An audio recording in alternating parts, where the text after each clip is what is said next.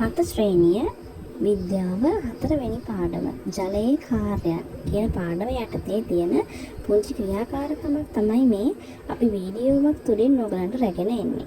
මේදී ලුණු ද්‍රාවණයකින් අපි නැවත ලුණු වෙන් කරගන්නේ කොහොමද කියලා තමයි මේ පරීක්ෂණය අපි සිදු කරලා බලන්නේ. මෙහිදී පළමුවෙන්ම ලුණු මේසැහැඳි දෙකක ප්‍රමාණයක් ජලය මිලිලීටර් 100ක වගේ ප්‍රමාණයක හොඳින් දිය කරගන්න ඕන.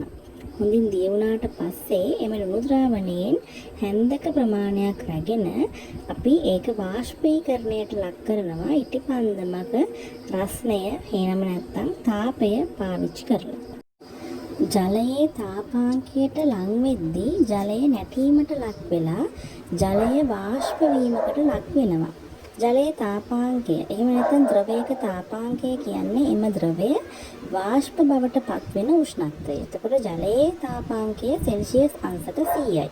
සෙල්සියස් අංශක 100 තමයි ජලය නැටීමට ලක් වෙලා ජලය වාෂ්ප විදිහට එම ද්‍රාවණයෙන් පිට වෙලා යන්නේ. හැබැයි මෙම ද්‍රාවණයේ ලුණුත් තියෙන හින්දා ජලය විතරයි වාෂ්ප වෙලා යන්නේ. ලුණු වාෂ්ප වෙන්නේ නැහැ.